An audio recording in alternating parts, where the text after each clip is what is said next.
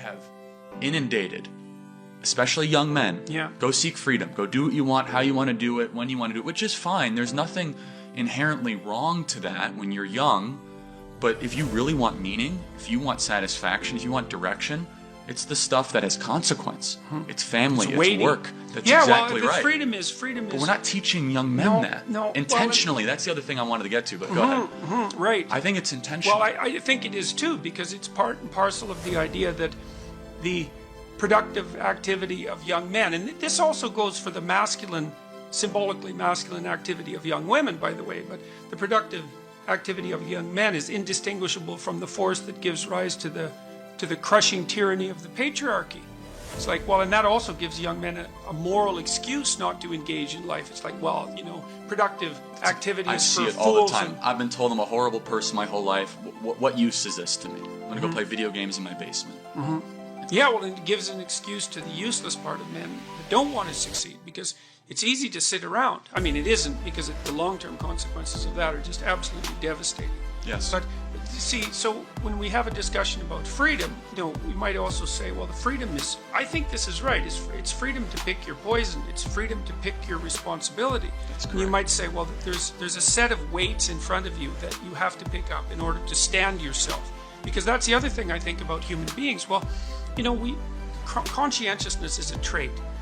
And we don't have an animal model for conscientiousness. In fact, we don't understand conscientiousness at all from a psychological perspective. Or Darwinian perspective. Well, that's more complicated, because conscientious men tend to do better, and so they're going to be more successful. But we don't have a model for what conscientiousness is. But conscientiousness is, at least in part, the necessity to carry a load for yourself and for other people, or to suffer guilt and shame as a consequence. And so that seems built in, especially to conscientious people. Now, conscientious people tend to be more conservative, because that's one of the predictors of conservatism. But it could easily be that freedom is the freedom to choose your yoke, let's say. And then you choose the weight that you have to carry, so that you can justify your miserable existence to yourself, so that you can go to bed at the end of the night and you can think, look, I did what I needed to do to set things right today, and I don't have to carry the existential weight around of my failure and uselessness as a consequence. The existential psychologists in the 1950s, who emerged out of the chaos of World War II, were very much concentrated on the idea of existential guilt. You know, that you owed being a ransom for your existence, and the way that you paid that ransom was to work for the betterment of being. I mean, it's a very ancient idea, but it is the one idea, I think, that gives people the self-respect, not self-esteem, the self-respect that's necessary to carry them through terrible times. I'm asked, well, what has Jordan Peterson done for your members, the people you know? I say, he has them to stop acting like Peter Pan, so that they can actually be a man and not a boy. So the Peter Pan story is a really interesting one, because Peter Pan means everything. Yeah, and it's a very powerful story, well, which is why people still tell it.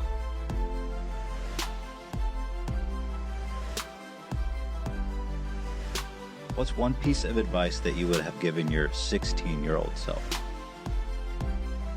Don't be so high and mighty that you don't take advantage of the humble opportunities that are granted to you. When I look back, I didn't like school at all. You might say I hated it. And I've thought a lot about that, you know, because I thought, well, there were reasons. You know, I was a very fast reader. I could get through the books that were given to us in English class generally in the first day.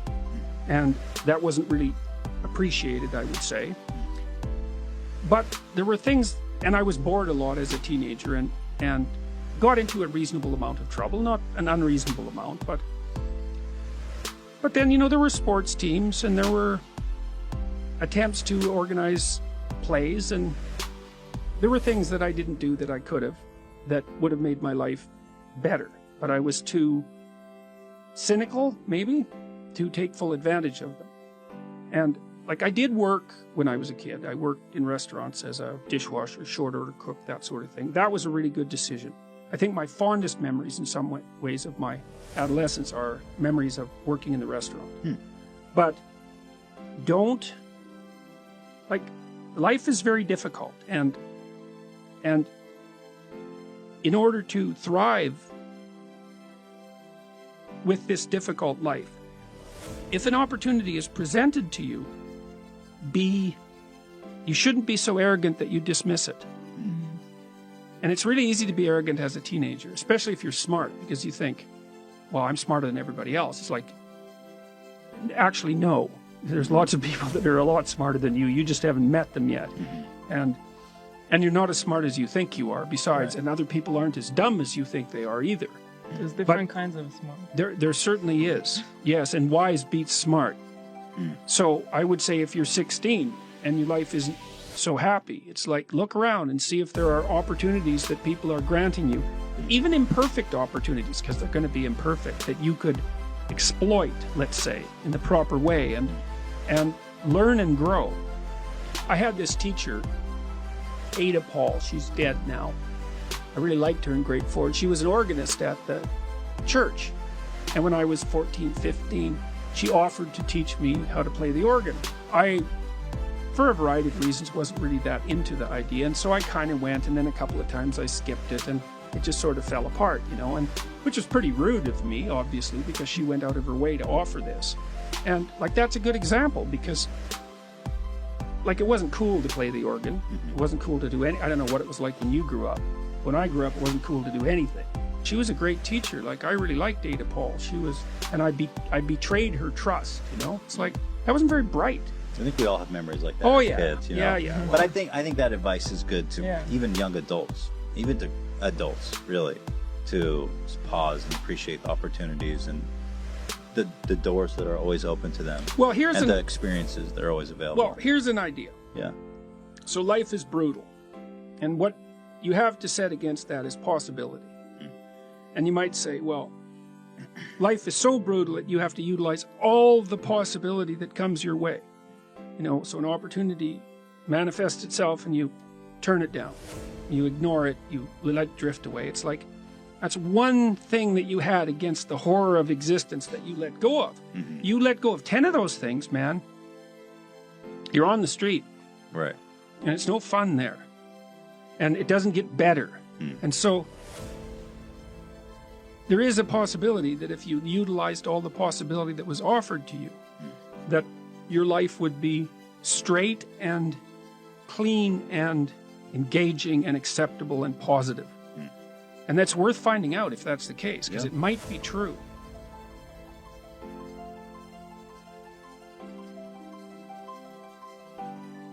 Find out that edge that you can push yourself against. And it's going to be different for different people. But that's the call to adventure and heroism. And there are life and death situations everywhere around you if you want to involve yourself in them. Now, and sometimes that might be like to put yourself together to the degree that you can, say physically or spiritually or intellectually. It could be an intellectual battle. It could be a moral battle. Like, the frontier is everywhere.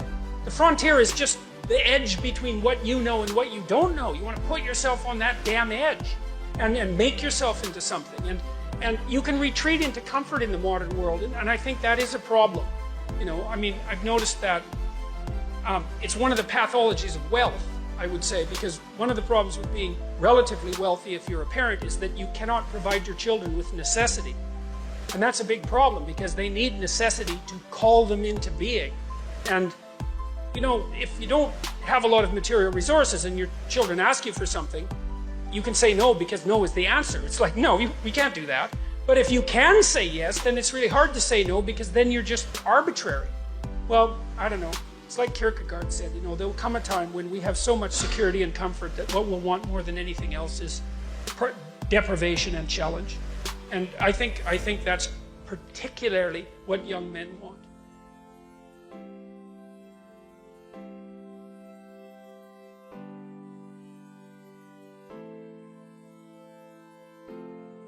we tend to think of meaning as something that people create as a secondary consequence through thinking or through philosophy or something like that. And when we think that, it's easy to criticize it. It's easy to become cynical about it. It's easy to lose faith in it. But when you understand that it actually is a much deeper phenomenon than that, and that the cognitive elements, the philosophical elements, are sort of like, well, they're like the fronds on the top of the pond on a plant system that has unbelievably deep roots that go way down into the water. There's something about that that's much firmer and more solid. And I think the evidence that meaning is an instinct, a deep, deep instinct, is overwhelming. I don't think that popular knowledge has caught up with that. I mean, the research it's not new, but it's been done, I would say, in the main in the last 30 years or so, and mostly by psychobiologists, like people who are really on the hard science end of psychology. And their work is difficult. It's technically difficult. It involves a lot of neurobiology, neuroanatomy, psychopharmacology. It's hard work. It's hard going, but it's unbelievably useful. Do what is meaningful, not what is expedient, because meaning is an instinct. And meaning is the instinct that guides you in life across the totality of life, right?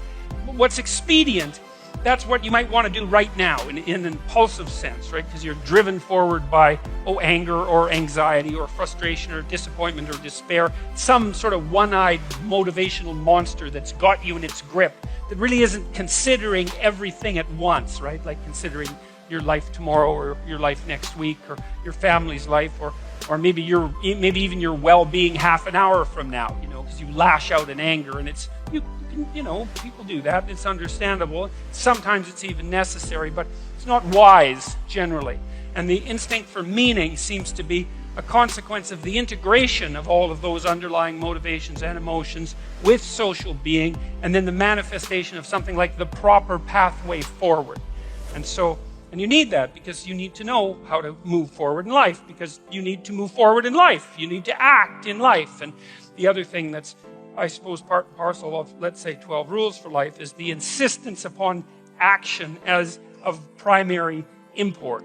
We're not fundamentally creatures who passively perceive the objective world. That's not the goal of our perceptual systems. It's not the goal of our memory. The reason that you have memories isn't to remember the past. The reason you have memories is so that if something bad happened to you in the past, you can figure out what it was that was bad, and you can figure out why it happened, and then you can not do it again in the future, right? It's very practical. And it's the same on the positive end of the spectrum. If good things happen to you in the past, then conceivably duplicating whatever you did to get those good things to happen could have them happen again in the future. So it's practical memory, and it's oriented towards action, and it's oriented towards like the quality of your life.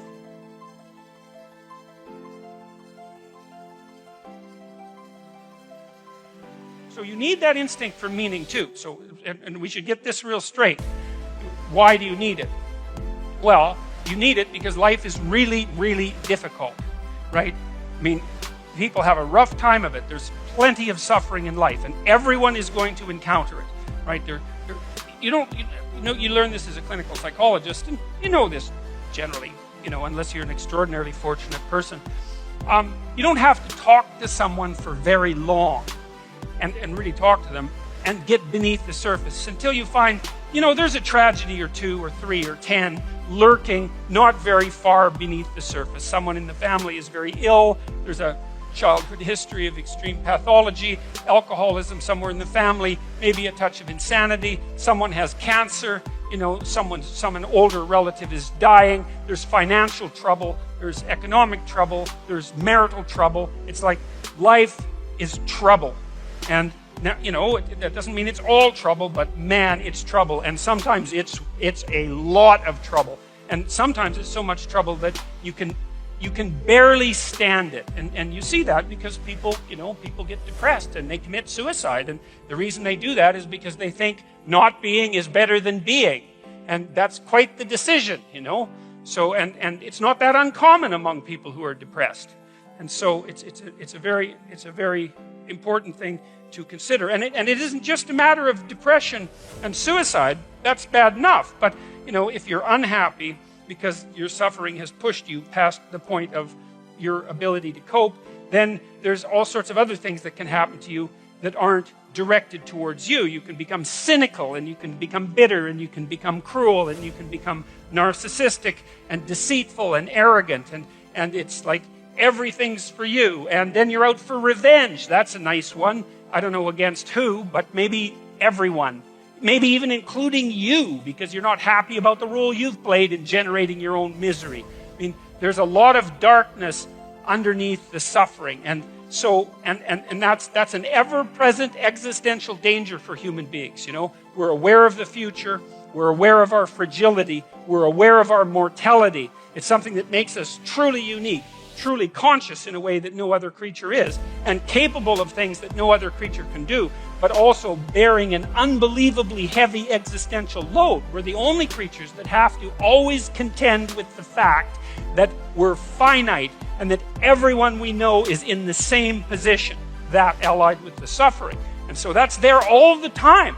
And even in the brightest moments, in some sense, in Renaissance paintings, in still lifes, they used to put a memento mori often in the still life, like a skull somewhere in the corner, or sometimes in a very strange perspective, so that you could only see the skull if you were standing like right beside the painting instead of dead on. But the idea was to always remember, that everything that exists is tainted or touched with the taint of mortality. And that's rough, but there's some useful things in it. It keeps you awake, and it keeps you focused if you're careful. But it also does indicate to you, if you think about it, the necessity of having a meaning in your life. It's bad enough to have something bad happen to you, and it's likely that that'll happen. But it's even worse for you to do it to yourself and to know that you did it. That's rough. And it's also extraordinarily rough to be betrayed by someone else, or tyrannized by your own culture. And that's not just suffering. That's like unnecessary and pointless suffering that's being directed at you by something that wants that to happen. And so both of those are very, very powerful, let's say, archetypal forces, suffering and malevolence, and we have to deal with them at every level of reality. And you need something to push back against that. It's not optional.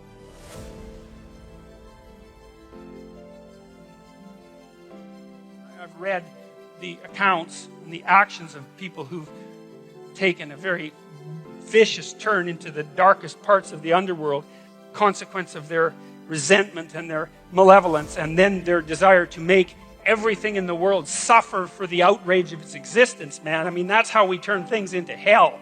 If you want to know why totalitarian states take the brutal twists they take, and why people are motivated to do the absolutely terrible things that they do, well, that's why, is that the suffering and the malevolence that's intrinsic to life overwhelms them, and they turn in a very bad direction, and then they make everything that's already bad way worse, and we're very, very inventive at such things. And so that's not good, unless that's the path you want. That's a bad idea. You need an alternative, and that's meaning.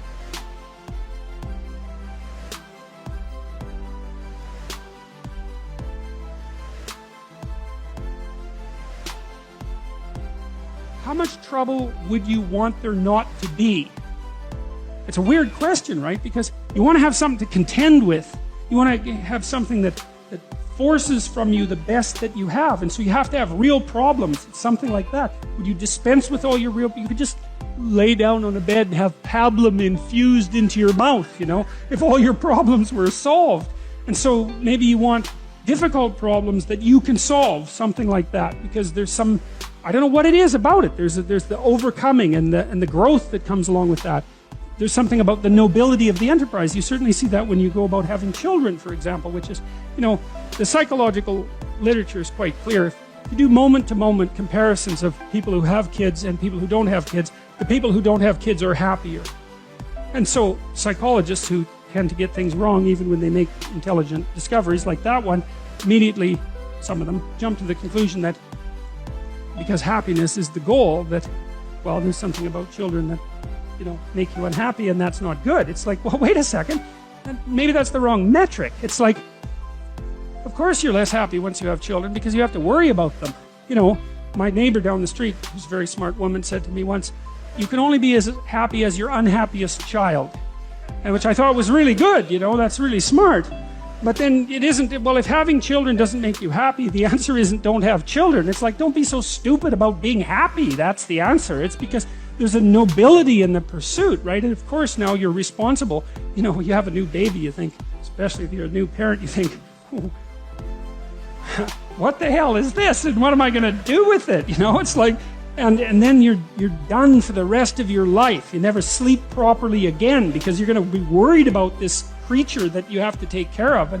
But like, what the hell good are you if you're not doing that, or something else equally difficult? Because you just haven't been called out yet, unless you take on a responsibility like that. And the idea that life is, you know, that happiness is the purpose of life. It's like, great for happiness, man. If it comes along, you should be thrilled that it's visiting you. But the notion that that's what you should pursue, that's the weakest possible notion. First of all, as soon as something terrible happens to you, you're done. It's like, life is to be happy. It's like, well, now you have cancer. So how's that? How's the happiness thing working out for you now? Or maybe it's not you, you know, maybe it's your father that has Alzheimer's disease or some damn thing. And, you know, it's like, it's a rare person that doesn't have some catastrophe one person away from them.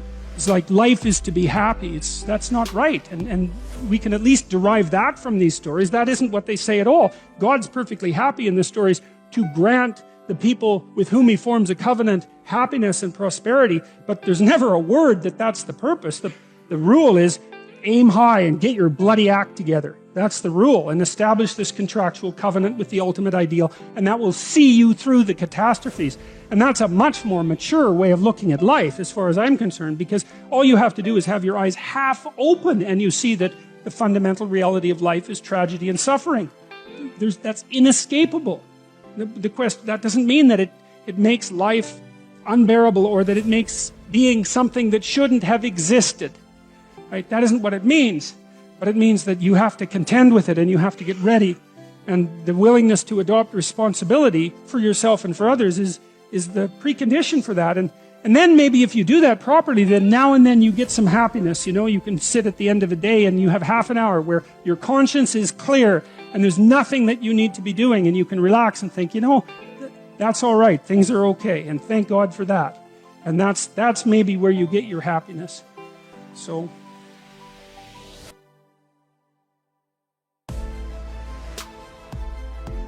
it's sort of predicated on the idea that life is for happiness.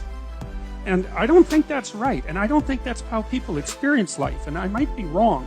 But it seems to me that people experience life as something like a series of crucial ethical decisions. It's something like that. I mean, I just can't imagine,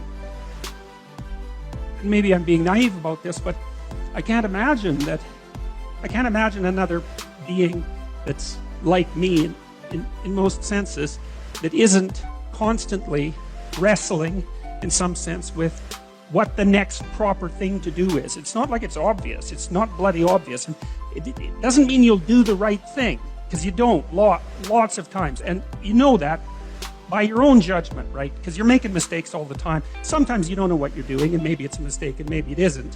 And who's to say? That isn't what I'm talking about. I'm talking about when you know that what you're doing is wrong and you go ahead and do it anyways. People do that all the time. And that's also extremely peculiar. You bloody well think that if you knew it was wrong and you told yourself that it was wrong, that would be sufficient, so that you just wouldn't do it. But that isn't what you're like at all, you know. And you can tell yourself something is wrong 50 times and you'll do it the 51st time, and then you'll feel, you know, like you deserve to feel, probably. But it doesn't stop you. And so then I think the other problem with the viewpoint, the idea that the suffering of life eradicates its utility, is that it's predicated on the idea that happiness, or lack of suffering even, is the right criteria by which to judge life. And I don't think that's how we actually experience life. I think what we do instead is put ourselves through a series of excruciating moral choices. You know, and one of the things that's really significant about the biblical stories, and I think about the entire implicit philosophy, that's embedded in the stories, is that that's how life is presented in the stories, is all of these individuals. First, they're individuals, not groups. And second, they're agonizing over their moral choices all the time. And they have a relationship with God. But it's not a directive relationship, exactly. Even the people to whom God speaks directly, which I suspect is not something you'd exactly want to have happen, they're still, even the fact that they have a direct relationship with God doesn't stop them from being tormented continually by their moral choices. And so the world is presented as a moral landscape, not as a place that justifies itself by happiness. It's presented as a moral landscape, and people are presented as creatures who traverse through the moral landscape, making ethical decisions that determine the course of the world. And that seems to me to be right. And that's not the same as happiness by any stretch of the imagination. It's a whole different category of being. And and then I've thought that through a lot, and I think, well, we do make choices, and what we do is contend with the future, and that the future seems to appear to us as a realm of possibility. That's a more accurate way of thinking about it than that the future presents itself to us as a realm of determined things. It presents itself as a realm of possibility, and there's good choices in that realm, and there's poor choices or even evil choices in that realm. And we're negotiating continually, deciding which of those choices we're going to bring into being. That seems to me to be phenomenologically indisputable, and we certainly treat each other as if that's what we're doing, because we hold each other responsible for our actions, with some exceptions, and that we're deciding each moment whether to make things better or worse.